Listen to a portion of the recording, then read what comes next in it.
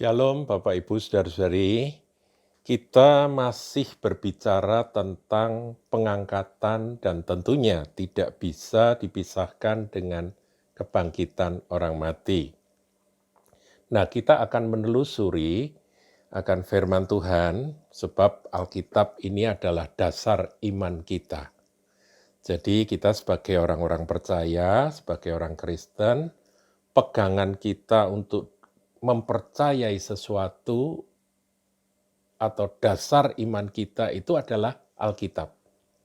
Jadi kalau ada nubuatan-nubuatan di luar Alkitab, kalau ada kesaksian-kesaksian, pengalaman-pengalaman supranatural yang diceritakan oleh orang-orang tertentu, itu sebagai tambahan, sebagai peneguhan, tetapi itu bukan dasar iman kita.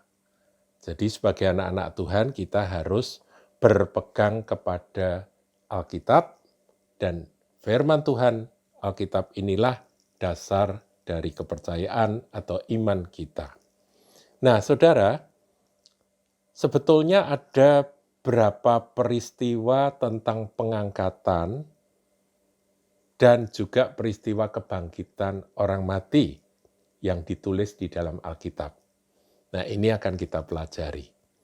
Nah, saudara, sesungguhnya peristiwa pengangkatan yang merupakan pengharapan kita sebagai orang-orang percaya, itu sudah terjadi di Perjanjian Lama. Jadi, yang pertama, Henoh. Kita semua ngerti ya, tentang seorang tokoh yang tidak banyak diceritakan. Henoh ini adalah orang biasa. Dia orang yang punya istri, punya anak, bekerja, tetapi ada satu kalimat yang disandang, yang nempel dengan pribadi yang bernama Henoh ini. Yaitu apa, saudara?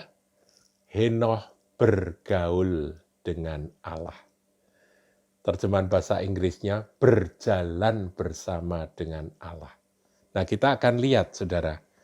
Henoh itu adalah orang pertama yang diceritakan diangkat ke sorga dengan tidak melalui kematian. Kita lihat di dalam Kejadian 5 ayat 24. Di dalam Kejadian 5 ayat yang ke-24, dikatakan demikian, saudara.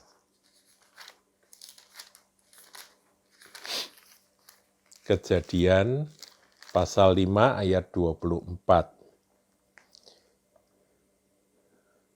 Dan Henoh hidup bergaul dengan Allah, lalu ia tidak ada lagi, sebab ia telah diangkat oleh Allah.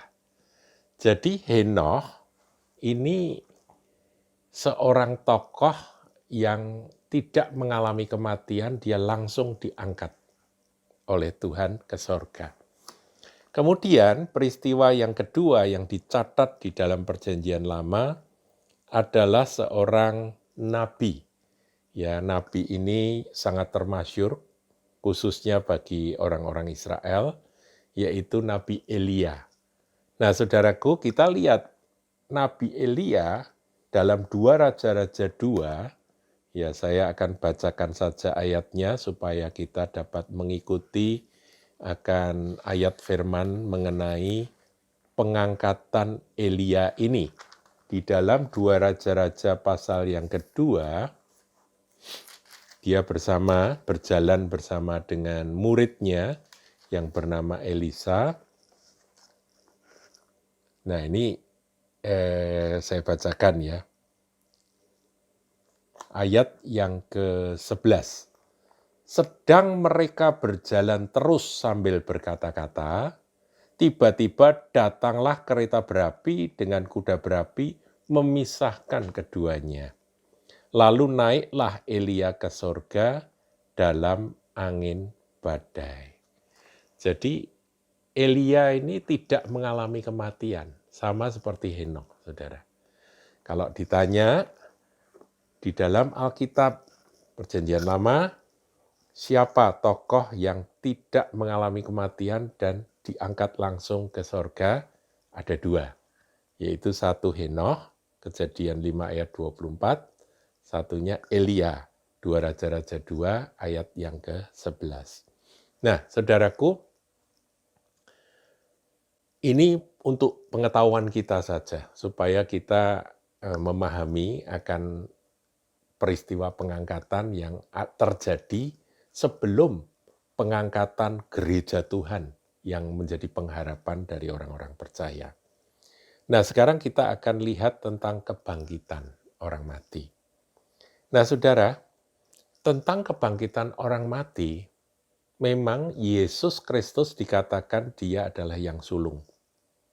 Artinya dia yang pertama kali bangkit dari antara orang mati. Itu Tuhan Yesus. Tetapi di dalam Perjanjian Lama, ada peristiwa kebangkitan tentunya, saudaraku ya. Tetapi itu kebangkitan yang bukan kebangkitan permanen. Jadi itu kebangkitan dari kematian yang kemudian nanti mati lagi ya, seperti Lazarus begitu. Itu juga ada di dalam Perjanjian Lama, banyak kisah tentang orang mati dibangkitkan. Nah, ada atau tidak satu pribadi yang dibangkitkan sebelum Yesus dan ada di sorga. Nah, saya nggak ngerti ini benar atau tidak, tetapi ini merupakan sebuah kemungkinan, yaitu Musa. Kita semua tahu bahwa Musa mati. Dia naik ke Gunung Nebo, kemudian dia mati dan dikuburkan oleh Allah, ya kan? Jadi tidak ada seorang pun yang tahu di mana kuburnya.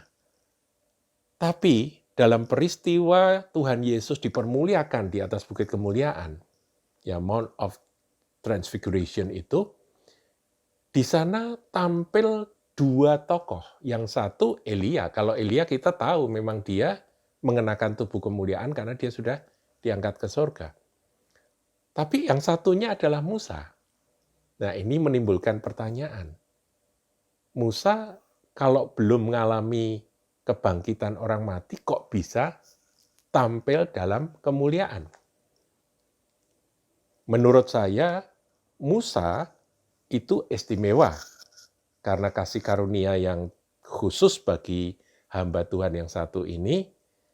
Dia dibangkitkan, entah kapan, kita tidak tahu peristiwanya, dia dibangkitkan dan kemudian dia bisa tampil bersama-sama dengan Elia di bukit kemuliaan berbicara dengan Tuhan Yesus. Nah, saudaraku, memang tidak ada ayat penopang yang terlalu jelas tentang hal ini, sehingga saya tidak juga berani berkata bahwa ini pasti ya, bahwa Musa itu pasti bangkit. Tapi ada satu ayat di dalam Yudas, surat Yudas, saudaraku ya. Coba kita lihat supaya kita jadi lengkap ya. Di dalam surat Yudas ini dikatakan demikian. Yudas itu cuma satu pasal ya. Yudas 1 ayat 9. Tetapi penghulu malaikat Mikael ketika dalam satu perselisihan bertengkar dengan iblis mengenai mayat Musa. Ya cuman begitu saja, saudara. Jadi ada satu peristiwa, kapan terjadinya tidak dijelaskan, malaikat Mikael bertengkar dengan iblis mengenai mayat Musa. Jadi malaikat Mikael ini mungkin menjaga atau melindungi atau bagaimana supaya mayat dari Musa ini terlindung sampai pada saat dia dibangkitkan itu. Ini tafsir saya. Bisa salah, saudaraku. Tapi ayat mengenai Mikael peduli dengan mayat Musa, menjaga mayat Musa sampai bertengkar dengan iblis, ya itu ada tertulis di dalam Yudas 1 ayat 9 ini. Ya, cuman dikatakan di sini dikatakan bahwa Mikael tidak berani menghakimi iblis itu dengan kata-kata hujatan, tapi berkata kiranya Tuhan menghardik engkau. Jadi eh, mengenai pendapat bahwa kemungkinan Musa itu adalah satu pribadi atau satu tokoh yang bangkit dari antara orang mati setelah mengalami kematian. Itu dimungkinkan. Ya. Tetapi bagaimanapun juga, di dalam perjanjian baru, Yesus dikatakan yang sulung bangkit dari antara orang mati. Nah, ketika Tuhan Yesus disalibkan, saudaraku, di dalam Matius pasal yang ke-27, ayat 50-53, diceritakan di sana ada beberapa orang-orang kudus bangkit. Jadi Yesus mati, menyerahkan nyawanya kepada Bapa, dia mati, berkata sudah genap, kepadamu aku serahkan rohku. Kemudian setelah itu tirai bait Allah terbelah dari atas ke bawah, kemudian dikatakan. Nah, ini kita baca saja supaya jelas ya. Kita baca di dalam Matius 27 ayat yang ke-50. Yesus berseru pula dengan suara nyaring lalu menyerahkan nyawanya. Dan lihatlah, tabir bait suci terbelah dua dari atas sampai ke bawah. Dan terjadilah gempa bumi dan bukit-bukit batu terbelah. Dan kuburan-kuburan terbuka dan banyak orang kudus yang telah meninggal bangkit.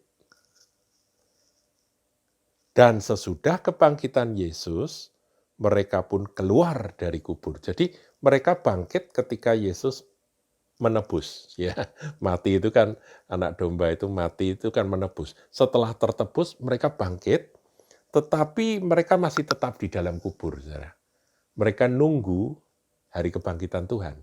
Setelah Tuhan Yesus benar-benar bangkit, mereka pun ikut keluar dari kubur. Lalu masuk ke kota kudus, ke Yerusalem, dan menampakkan diri kepada banyak orang. Jadi ada banyak saksi pada waktu itu yang bercerita, aku bertemu dengan siapa? Elisa gitu ya. Aku bertemu dengan siapa? Katakan orang-orang kudus. Daniel, aku bertemu dengan siapa? Nggak tahu ya, tidak disebutkan nama-namanya, saudara. Tapi ada orang yang bertemu dengan tokoh-tokoh perjanjian lama, orang-orang kudus perjanjian lama yang dibangkitkan pada waktu itu. Nah, saya sebut ini kloter pertama, saudara.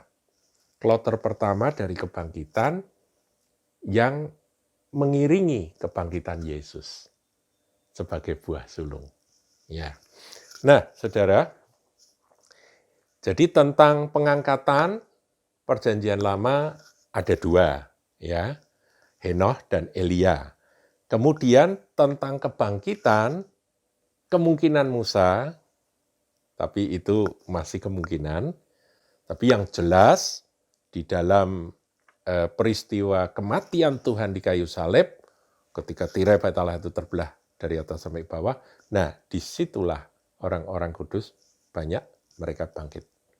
Dan ketika Yesus bangkit, mereka semuanya keluar dari kubur dan menampakkan diri pada banyak orang. Itulah peristiwa kebangkitan orang mati yang sudah terjadi. Nah, saya tidak membahas kebangkitan orang mati yang seperti Iktikus, kemudian seperti siapa lagi, Tabita dan sebagainya. Saya tidak membahas itu sebab itu bangkit tapi kemudian mati lagi, saudaraku ya. Nah, itu bukan itu. Tapi ini benar-benar bangkit, saudara. Dan saya percaya ini mengenakan tubuh kemuliaan. Nah, kita akan teliti apa kata Rasul Paulus mengenai urutan kebangkitan. Kita lihat di dalam 1 Korintus 15 ayatnya yang ke-22 dan 23. 1 Korintus 15 ayatnya yang ke-22 sampai 23. Saya bacakan ya. Karena sama seperti semua orang mati dalam persekutuan dengan Adam, demikian pula semua orang akan dihidupkan kembali dalam persekutuan dengan Kristus. Jadi gara-gara Adam, semua keturunannya mati.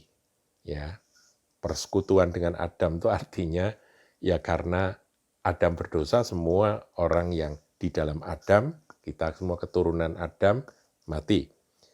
Demikian pula semua orang akan dihidupkan kembali dalam persekutuannya dengan Kristus. Ketika kita menerima Yesus Kristus sebagai Tuhan dan Juru Selamat, kita menjadi milik Kristus, menjadi bagian dari Kristus, maka kita beroleh kehidupan. Nah, di ayat 23 ini berbicara tentang kebangkitan. Tetapi tiap-tiap orang menurut urutannya. Nah, ini kan akan dihidupkan kembali ya. Demikian pula semua orang akan dihidupkan kembali dalam persekutuan dengan Kristus. Itu kapan? Nah, tiap-tiap orang menurut urutannya. Pertama, Kristus sebagai buah sulung. Jadi istilah Kristus sebagai buah sulung tetap, saudara. Kalau saudara berkata, lah itu kalau Musa benar dibangkitkan, buah sulungnya masa Musa enggak? Sebab Yesus ini sebagai buah sulung, dia akan membangkitkan semua orang yang menjadi milik kepunyaannya. Dia mendahului sebagai buah sulung. Ini berbicara tentang Kristus sebagai kepala mempelai pria dan jemaat sebagai tubuh atau mempelai wanita. Ya, dia mendahului sebagai buah sulung.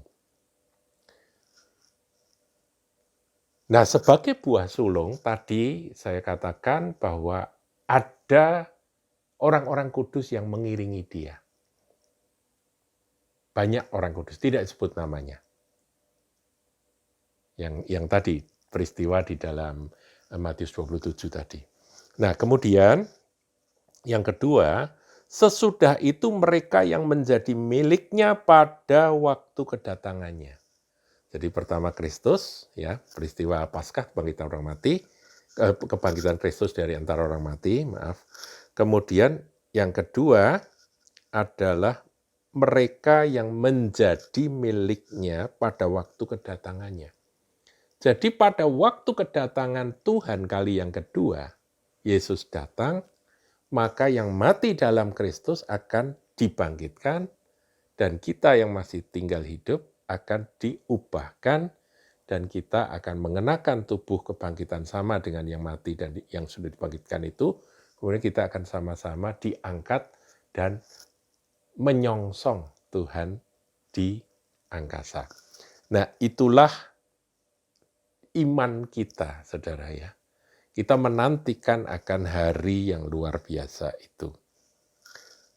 Nah, kemudian ayat 24, tiba kesudahannya, ini akhir dari semua cerita, yaitu bila mana ia menyerahkan kerajaan kepada Allah Bapa. Ini peristiwa setelah kerajaan 1000 tahun berakhir.